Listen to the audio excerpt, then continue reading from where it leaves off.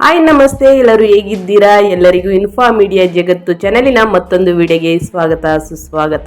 ಸ್ನೇಹಿತರೆ, ಇವತ್ತಿನ ಒಂದು ವಿಡಿಯೋದಲ್ಲಿ ಚಂದ್ರಗ್ರಹಣ ಸೆಪ್ಟೆಂಬರ್ 18ರಂದು ವರ್ಷದ 2ನೇ ಚಂದ್ರಗ್ರಹಣ ಅಂತಾನೆ ಹೇಳ್ಬೋದು. ಈ 3 ರಾಶಿಯವರು ಎಚ್ಚರವಾಗಿರ್ಬೇಕಾಗುತ್ತೆ ಸ್ನೇಹಿತರೆ.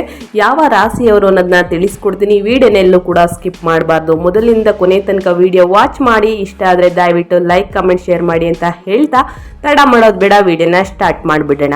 ಗ್ರಹಣಗಳು ಆಕಾಶದಲ್ಲಿ ನಡೆಯುವ ಅಪರೂಪದ ವಿದ್ಯಮಾನಗಳಾಗಿವೆ. ಪ್ರತಿ ವರ್ಷ ಒಟ್ಟು 4 ಗ್ರಹಣಗಳು ಸಂಭವಿಸುತ್ತವೆ. 2 ಸೂರ್ಯಗ್ರಹಣಗಳು ಮತ್ತು 2 ಚಂದ್ರಗ್ರಹಣಗಳು.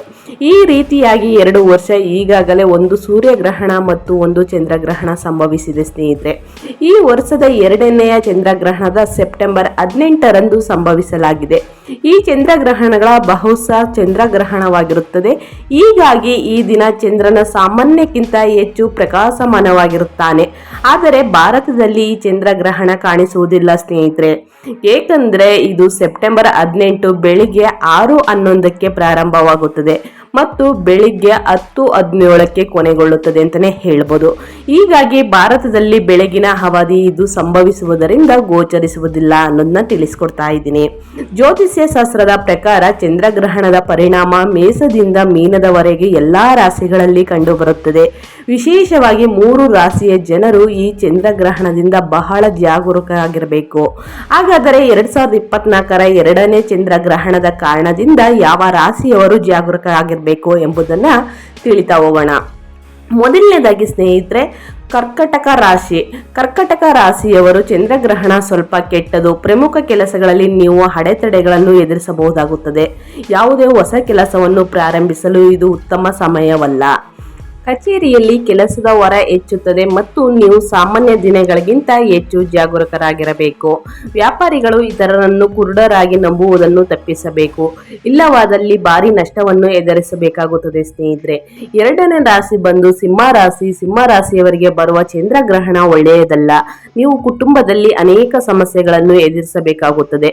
ಈ ಮಾತನ್ನು ಅಂತಂದ್ರೆ ನಿಯಂತ್ರಿಸುವುದು ತುಂಬಾ ಒಳ್ಳೆಯದು. ಯಾಕಂತಂದ್ರೆ ಮಾತಿನ ಮೇಲೆ ನಿಗಾ ಇರಬೇಕಾಗುತ್ತೆ ಸ್ನೇಹಿತರೆ. ಇಲ್ಲವಾದರೆ ನೀವು ಮಾತಿನೊಂದಿಗೆ ಅನೇಕ ವಾದಗಳಿಗೆ ಸಿಲುಕುತ್ತೀರಿ. ಅಪಘಾತವಾಗುವ ಸಂಭವವಿರುತ್ತದೆ. ವಾಹನ ಚಾಲನೆಯಲ್ಲಿ ಎಚ್ಚರಿಕೆ ವಹಿಸುವಂತೆ ಸೂಚಿಸಲಾಗುತ್ತದೆ. ನೀವು ಖಿನ್ನತೆಯಿಂದ ಬಳಲಬಹುದು. ಅಲ್ಲದೆ ಈ ಸಮಯದಲ್ಲಿ ನೀವು ಯಾವುದೇ ಯೋಚನೆಗಳನ್ನು ಇತರರೊಂದಿಗೆ ಹಂಚಿಕೊಳ್ಳಬೇಡಿ. 3ನೇ ರಾಶಿ ಬಂದು ಕನ್ಯಾ ರಾಶಿ ಸ್ನೇಹಿತರೆ. 2024ರ 2ನೇ ಚಂದ್ರಗ್ರಹಣ ಕನ್ಯಾ ರಾಶಿಯವರಿಗೆ ಒಳ್ಳೆಯದಲ್ಲ. ಆರೋಗ್ಯದ ವಿಷಯದಲ್ಲಿ ಸಾಮಾನ್ಯಕ್ಕಿಂತ ಹೆಚ್ಚು ಜಾಗರೂಕರಾಗಿರಬೇಕು. ನಿರ್ಲಕ್ಷ್ಯ ದೊಡ್ಡ ವೈದ್ಯಕೀಯ ಬೀಳ್ಕೊಡುಗೆ ಕಾರಣವಾಗಬಹುದು. ಯಾರಿಂದಲೂ ಸಾಲ ಮಾಡಬೇಡಿ. ಈ ಸಮಯದಲ್ಲಿ ದೂರದ ಪ್ರಯಾಣವನ್ನು ಸಹ ತಪ್ಪಿಸಬೇಕು.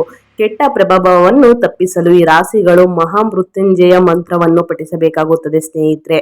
ಇದರ ಜೊತೆಗೆ ಗರ್ಭಿಣಿಯರು ಯಾವ ಸ್ಥಳಗಳಕ್ಕೂ ಹೋಗುವುದಕ್ಕೆ ಈ ಸಮಯ ಉತ್ತಮವಲ್ಲ ಅನ್ನೋದನ್ನು ಕೂಡ ತಿಳಿಸ್ಕೊಡ್ತೀನಿ. ಹೆಚ್ಚು ಸಮಯ ನೀವು ಹೊರಗಡೆ ನಿಲ್ಲುವುದು ಬೇಡ. ಯಾಕಂದ್ರೆ ಗರ್ಭಿಣಿಯರು ನಿಲ್ಲುವುದರಿಂದ ಸ್ವಲ್ಪ ತೊಂದರೆಗಳು ಉಂಟಾಗುತ್ತದೆ. ಸೊ ಹಾಗಾಗಿ ಎಲ್ಲರೂ ಮನೆಯಲ್ಲಿ ಇರಿ ಅಂತ ಹೇಳ್ತಾ, ಎಲ್ಲರೂ ಕ್ಷೇಮವಾಗಿರಿ ಅಂತ ಹೇಳ್ತಾ ಇವತ್ತಿನ ಅಪ್ಡೇಟ್ ಇದಾಗಿರುತ್ತೆ. ವಿಡಿಯೋ ಇಷ್ಟ ಆಗಿದ್ದಲ್ಲಿ ದಯವಿಟ್ಟು ಲೈಕ್, ಕಮೆಂಟ್, ಶೇರ್ ಮಾಡಿ. ಹೆಚ್ಚು ಫ್ಯಾಮಿಲಿಗೆ, ಫ್ರೆಂಡ್ಸ್ಗೆ ವಿಡಿಯೋನ ಶೇರ್ ಮಾಡೋದ್ರಿಂದ ಅವರು ಕೂಡ ಹೊಸ ಅಪ್ಡೇಟ್ನ ತಿಳ್ಕೊತಾ ಹೋಗ್ತಾರೆ. Okay, thank you for watching.